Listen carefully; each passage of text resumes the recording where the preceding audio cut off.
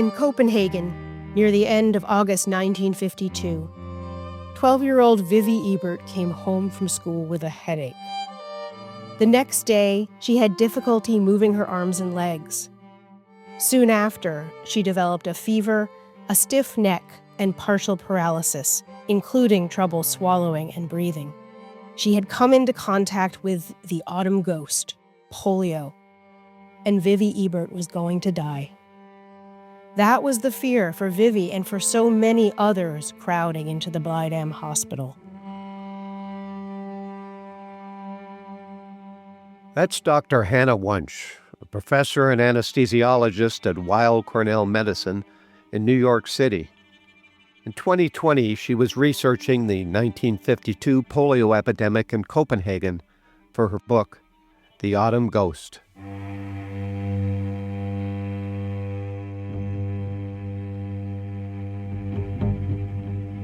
Though the book artfully weaves together multiple stories, its principal setting is Copenhagen's Blegdam Hospital, where the medical staff was overwhelmed by polio patients. Under immense pressure and surrounded by loss, doctors Henry Lassen and Bjorn Ibsen were faced with a seemingly unanswerable question. What can we do when so many patients afflicted with polio become too paralyzed to breathe? What followed was a near miraculous saga of medical innovation. Welcome to the Rotary Voices podcast. I'm Geoff Johnson, the senior editor at Rotary magazine. I recently sat down with Dr. Wunsch to discuss the stories chronicled in The Autumn Ghost, the emotional toll of the 1952 epidemic, the medical breakthroughs that followed, and the unexpected relevance of her book today. Hannah Wunsch, welcome to the Rotary Voices podcast. Thanks so much for joining us today. Thanks so much for having me. It's a real pleasure to be here. Let's begin at the beginning, or even before the beginning. The title of your book is The Autumn Ghost. What exactly does that mean? So the autumn ghost actually refers to polio, and it refers specifically to polio as it occurred in Scandinavian countries, because in the United States and North America, most of the world, it would peak in the summer months and was referred to often as the summer plague. But certainly in Scandinavian countries, it tended to peak in the autumn. And so one writer back in the 1940s referred to it as the autumn ghost because it would sneak in over the course of the summer and then really rear its head in the autumn months. And I was just so struck by that phrase because it is so sinister and in that sense to me really fit the disease as this terror that would come every year. Your book also has a subtitle, How the Battle Against a Polio Epidemic Revolutionized Modern Medical Care. It really gets at the gist of what your book is about. Yeah, it's a little bit of a mouthful, but we wanted people to really understand. And what's, I think, a little different about my book is that it deals with a very specific polio epidemic and centers around this one moment in time in Copenhagen in 1952 when there was this polio epidemic that really was important not just for the care of the polio patients themselves, but also for our understanding and moving medicine forward, because it was the great leap forward in how to ventilate people and how to support their breathing that involved what's called positive pressure ventilation, blowing air into the lungs. And so I celebrate it as this important innovation that occurred at that moment, spurred on by the need to care for polio patients.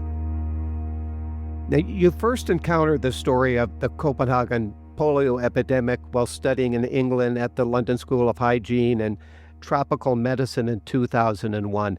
What was it about that story that captured your imagination? Well, the very centerpiece of the story is an extraordinary image. What happened was they realized through the help of an anesthesiologist that if they did a tracheostomy, a little tube into the throat, that they could blow air into the lungs and keep someone alive this way.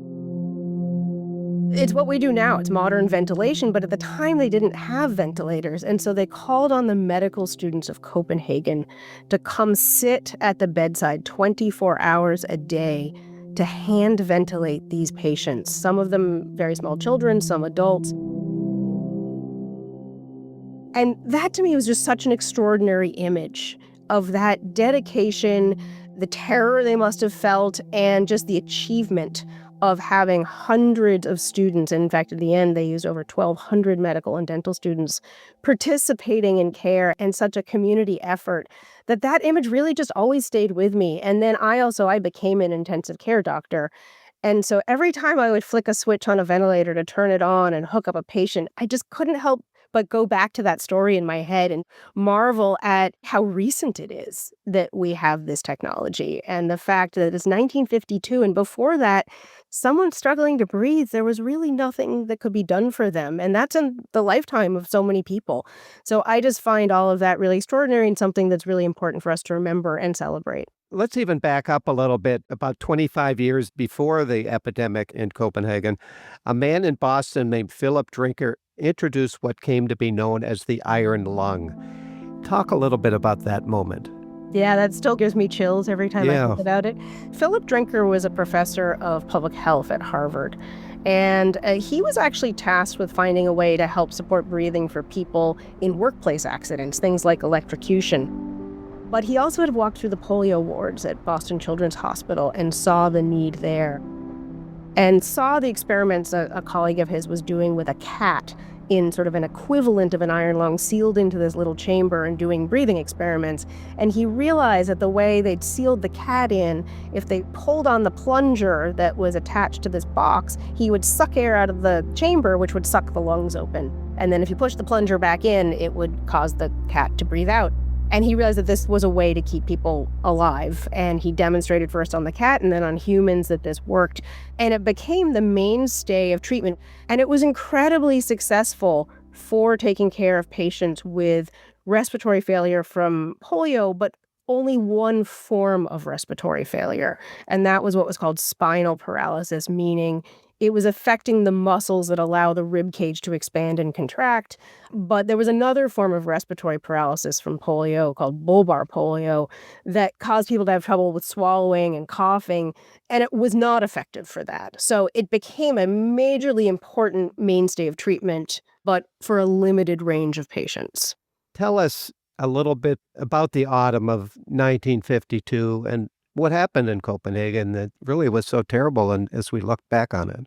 Yeah, and in fact, it didn't start in the autumn of 1952. It in fact started in the summer of 1952, and that's actually what made it so terrifying, because they knew the epidemiology of this disease in their country, and they knew that it wouldn't peak until the autumn, and yet throughout the summer they were seeing cases rolling in, and there was one main hospital in Copenhagen that cared for infectious disease patients called the Blegdam Hospital. And it was run by a man named H.C.A. Lassen, Henry Lassen, who was a world expert on polio. He'd seen a lot of cases in his lifetime, and they knew how to care for them. But the challenge was they'd never seen anything like this in terms of the number of cases, and also the fact that there was this form of polio called bulbar polio that was not helped by iron lungs. And they were seeing many, many cases of this. And so they were at their wits' end. They were seeing dozens of deaths over the course of the summer. And they knew they needed to try something, but they didn't have a great understanding of breathing and what we call respiratory physiology at the time. What they were seeing actually was people dying from the buildup of carbon dioxide in the body, that they literally just couldn't breathe it out. And a young doctor there had met an anesthesiologist in the city by the name of Bjorn Ibsen a few months earlier. And he suggested they bring in this guy, this kind of unknown young doctor, and just thought he might have something to offer. And in fact, what he had to offer was this positive pressure ventilation, which was really radical at the time. It was used in the operating room to take care of patients during surgery, but it really wasn't used outside of operating rooms at the time, pretty much anywhere in the world. And so Henry Lassen was pretty resistant. He was not super excited by this explanation of what they should try, but with nothing else to offer, he did allow Bjorn Ibsen to demonstrate this on a little girl named Vivi Ebert to show that he could keep her alive when she was dying. And there had been this back and forth between Dr. Lassen and Dr. Ibsen, and Dr. Lassen finally says, all right, you have this theory. I'll give you one chance to see if you can make it work. And that chance was Vivi. Yeah, it's an extraordinary moment that, incredibly, we have his documentation, Dr. Ibsen's care of her. And so they do the tracheostomy. He actually has trouble ventilating her. She goes into what's called bronchospasm, meaning the airways close up and he actually can't get the air into her. And everybody thinks that she's going to die. And they literally go off to lunch because they don't want to see another death of a little girl. And he takes a risk and gives her anesthesia to allow her body to relax and break the bronchospasm. And after that moment, he's able to control her breathing, and she wakes up and she's alert and interactive. And it's a successful treatment for keeping her alive, and she's stabilized, and they realize that this is the way forward to take care of these patients.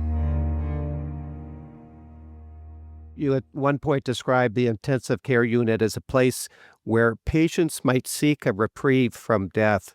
That's all because of these interventions introduced in 1952. And tell us again, why was that so revolutionary? Yeah, early in the 20th century, really up until the 1950s and the 1960s, if you got sick to a certain point where you struggled with your breathing, your other organs were shutting down, that was it. We had no way to intervene, to help somebody, to buy time to allow their body to recover. But one of the things that was really learned in the polio epidemic was they needed this sort of integrated group of individuals to take care of patients who understood how the ventilation worked, the nurses who had experience with this, that they could be watched all in one place very carefully. And so all of that comes together after the polio epidemic into this idea of we can take care of not just polio patients, we can take care of anyone who's struggling to breathe with these types of interventions. Intensive care, often it's about supporting someone's body to keep them going until their own body can heal. It is a remarkable set of technologies and interventions that we can do to allow the body that time that didn't used to exist. We've talked about the 1,200 or so medical interns or students, and you mentioned dental students and nurses. They weren't flipping on a machine to keep these people alive. Tell us what was going on at Blegdam Hospital. Yeah, so, in 1952, ventilators as we know them, this idea of a machine you could hook up to someone with a tube that would push air in and out of lungs, there were a few in operating rooms in Sweden, and there were one or two people in the UK and the United States who were similarly experimenting with this in operating rooms. But there were literally no ventilators in all of Denmark. The technology just didn't exist. And so that is why they had to bring in the medical and dental students to do the work of machines. And the students would sit there for 6 to 8 hours at a stretch with a single patient. And they literally had to breathe for them. They had to take this bag and keep squeezing it at about 20 breaths per minute. They got a 10-minute cigarette break every hour and then a break for lunch or dinner. But a lot of these students were first-year, second-year medical students. Some of them had never touched a patient before. They would often get 5 minutes of explanation of what they were expected to do and left with a patient. If the next person didn't show up for some reason, they couldn't leave.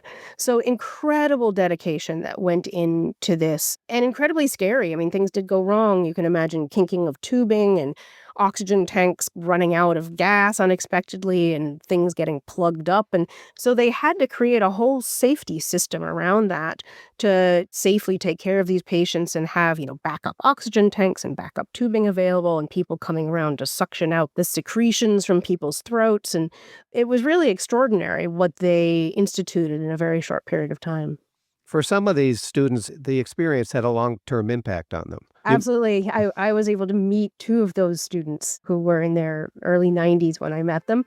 And one had become an anesthesiologist because of her experience and named one of her children after one of the patients she cared for. This experience left an indelible mark on all of them, I think. Mm-hmm. And also traumatic marks on them as well. And I think that's important to recognize when I speak, particularly to medical audiences. I read a passage from the book which is about the aftermath of the epidemic, and one of the medical students describing his difficulty in processing what he'd been through and seeing people die, children dying, because they didn't save everyone.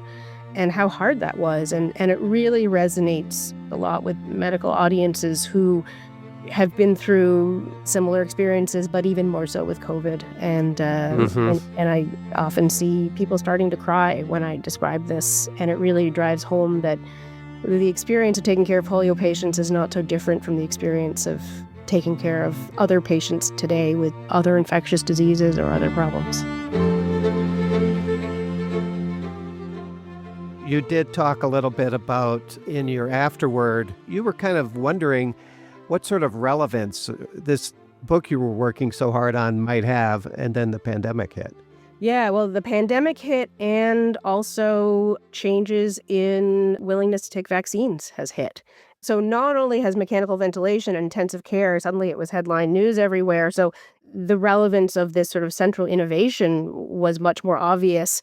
But it's been interesting, certainly since the book has come out, and it's been almost 2.5 years now, definitely the focus of my talking to people about the book actually has shifted a little bit from that as we put COVID behind us, and much more towards the importance of documenting the stories of the polio patients and using that to help people remember what polio did to people, and still does, obviously, because it's not completely eradicated from the world.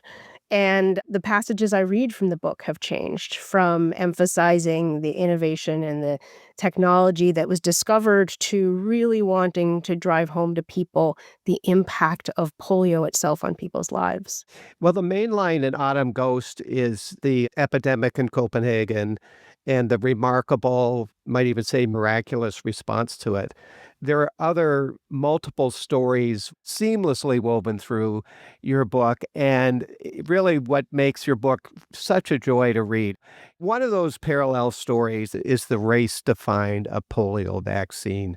Yeah, I alluded a little bit to it earlier, but I thought it was really important to juxtapose the need to care for these patients in this epidemic with the fact that doctors, nurses, no one wanted to have to care for these patients.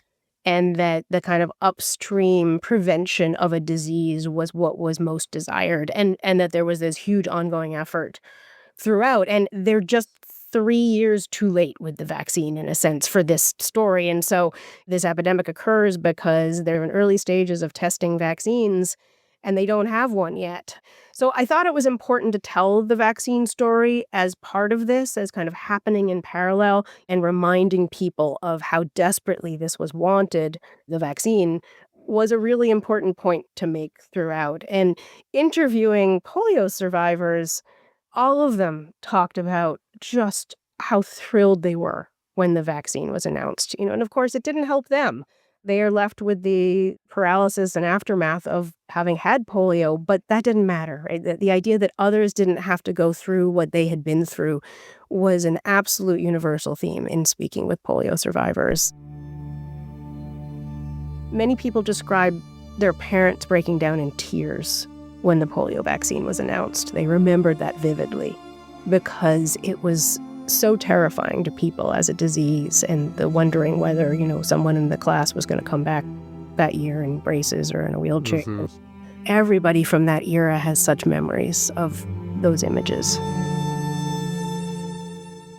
I love the fact you've made this point that polio survivors were so ecstatic that this was a fear that their children and their grandchildren would never have to face, all Yeah, because of the vaccine. yeah, yeah. And polio has very visual reminders in a way most other diseases don't.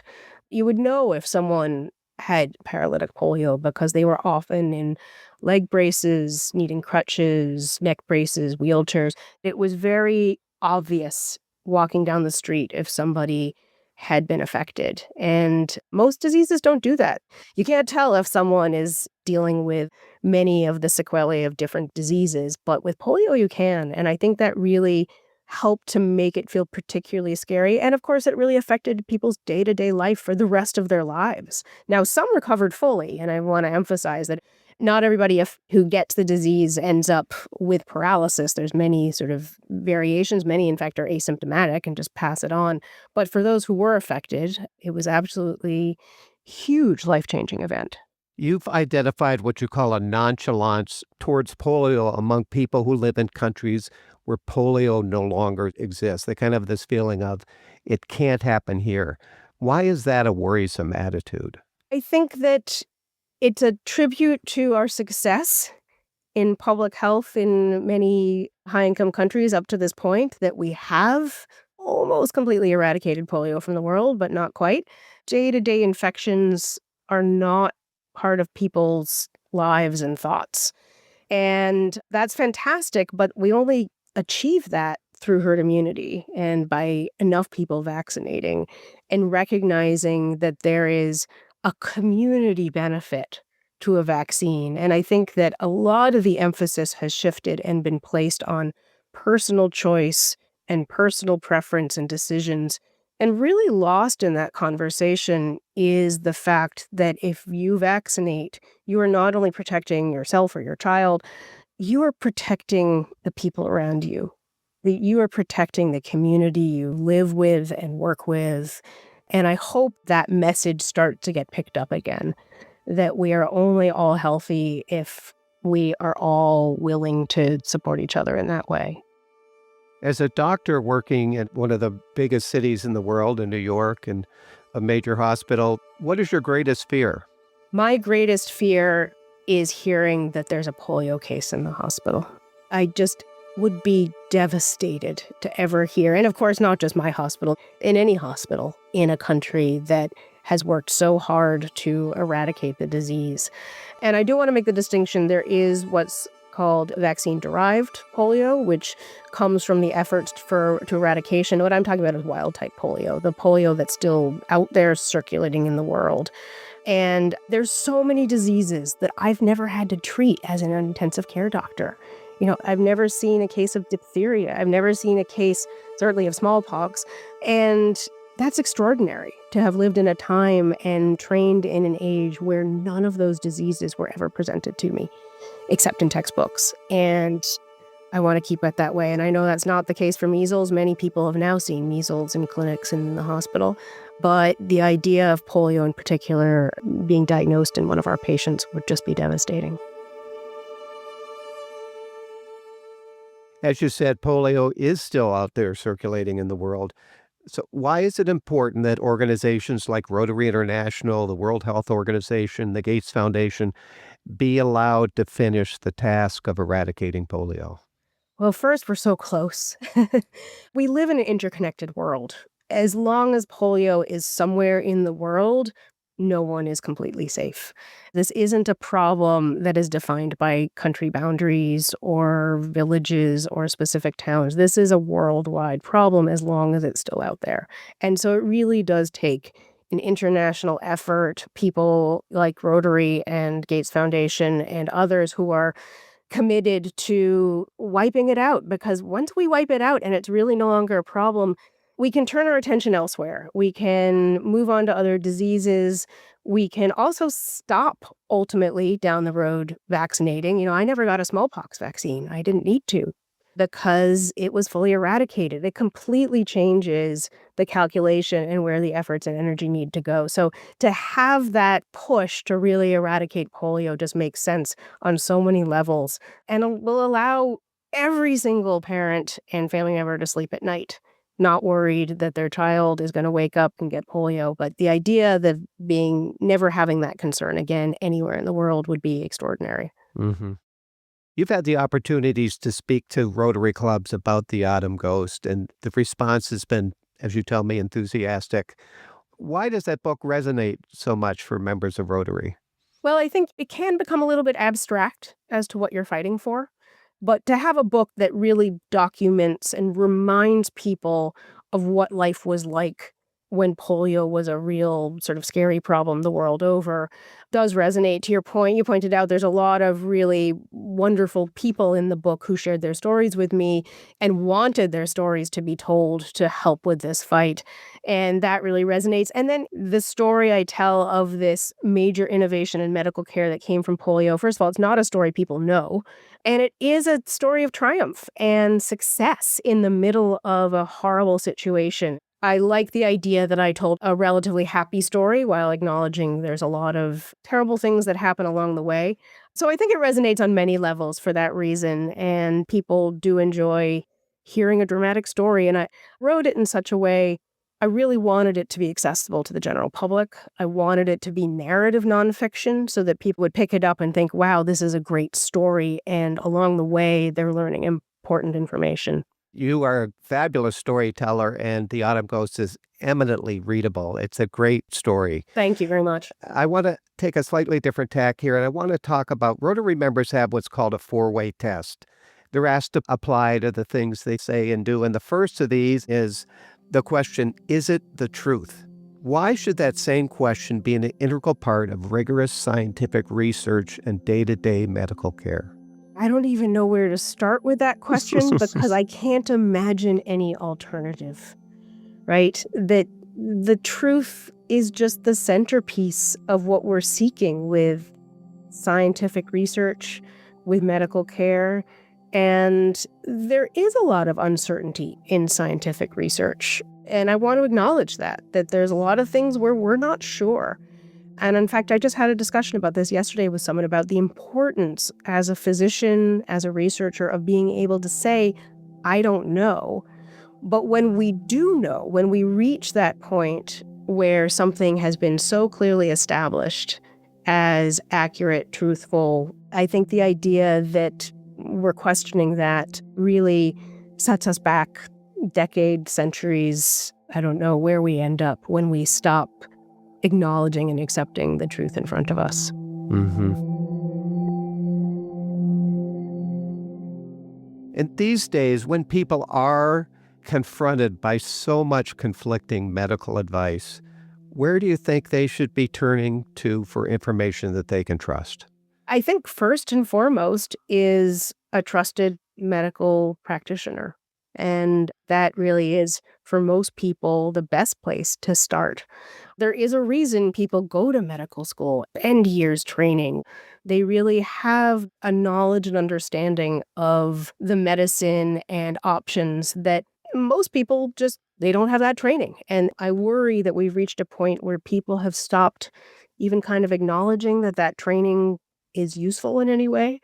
So the idea that just surfing on the internet is going to give you the same useful information as a deep, meaningful conversation with a trusted medical professional, that's where I would start. I think a lot of the major organizations, American Pediatrics Association for things like vaccines, and organizations like that are really careful and thoughtful in their recommendations. A lot of the hospitals have great information on their websites. Places like the Mayo Clinic have fantastic websites that provide a lot of detailed patient information. And unfortunately, right now in this day and age, some of the federal websites can be useful, but I think that they have been politicized to some degree. And I think we need to focus people on getting information from the people closest to them that are trusted and trained in medicine. In addition to being a doctor, you're an historian, you're at times a biographer. In those roles, too, you are in pursuit of the truth. How do you know when you've found it? How do you know that you've got it right? It's a great question. And I'll be honest, I am a historian, but self-taught very much so in the process of writing this book. And one of the things I found most fascinating was the challenge of memory and recall. And the fact that you're asking people to remember events that happened a long time ago.